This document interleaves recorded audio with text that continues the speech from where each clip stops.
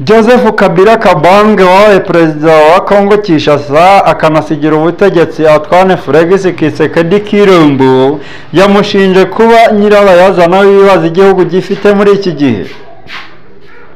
Je mwumva nkabandi yantatiriza bagiye ku migabanzi banziye nkabaziringa mu nzira izo narose zikaba Imana nizira amagambo agambanye barondoka ikiganje mukaba muri kumwe nawe mibayingano basuhuza nabaye ikaze muri iki kiganiro cy'uyu munsi. Yabivuze mu ijambo ry'iminota 45 Joseph Kabila akaba yavuze ko ubutegetsi bwa Tshisekedi bwagendeye ku bihuha ko yagiye Goma butangira kumugendaho. Joseph Kabila akaba yemeje ko atagiyeyo ariko ari mu nzira vuba ajyayo. Perezida Kabila watanze ubutegetsi bwumvikanyweho avuga ko kutavuga byari kuzamujyana imbere y'ubutabera bw'amateka akemeza ko abaturage bari mu kaga bityo agomba kuvuga. Yavuze ko mu mwaka wa 2019 ava ku butegetsi yasize igihugu kiri hamwe gifite amahoro nta myenda gifite kandi igisirikare gikomeye ndetse n'inzego z'ubutegetsi zihamye. Bwana Joseph Kabila mu myaka 6 ikurikiyeho ngo igihugu cyahindutse akavuyo kirangwa n'umutekano muke, kudakurikiza amategeko no gusuzugura abaturage.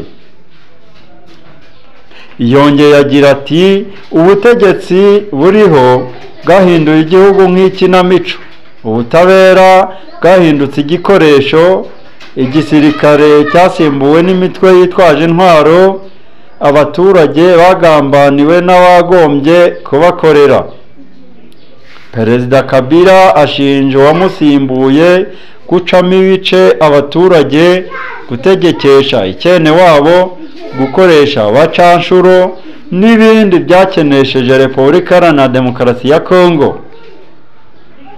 Joseph Kabila yavuze ko atazatatira indahiro yakoze nk'umusirikare.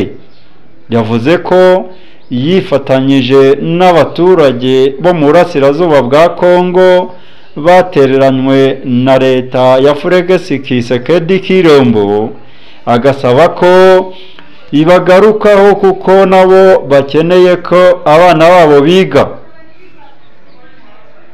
Joseph Kabila mu mirongo migari yatanze avuga ko kureka igitugu, guhagarika intambara, gushyiraho ubutegetsi mu gihugu hose, kugendera ku mategeko, kunga abanyekongo bakaba umwe, guteza imbere igihugu kandi ubukungu bugacungwa neza bugasaranganywa, kuganira mu buryo buhoraho kandi nta gucengana hagati ya Kongo n'ibihugu biyikikije, kugarura icyizere ku bafatanyabikorwa ba Kongo, gusenya imitwe yose yitwaje intwaro, kureka gukoresha abacashuro no gucyura ingabo zose z'amahanga ziri muri Kongo.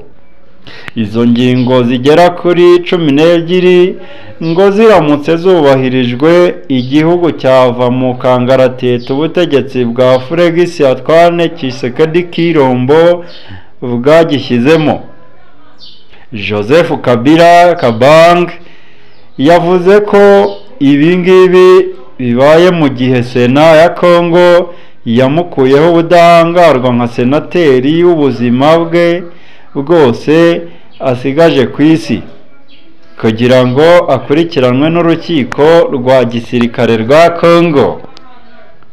Mwakoze gukurikirana byose niyo official, turabakunda kandi dukomeje gushimira aho twereka ko banezezwa n'ibiganiro tubagezaho yimbitse byaba mu busesenguzi, mu bucukumbuzi ndetse n'amakuru abagezweho tudahwema kubagezaho. Imana y'amahoro n'imigisha nikomeze ibane namwe haze ibyifuzo byanyu, ibahe kuramba no kuramuka. Bye bye naho taha.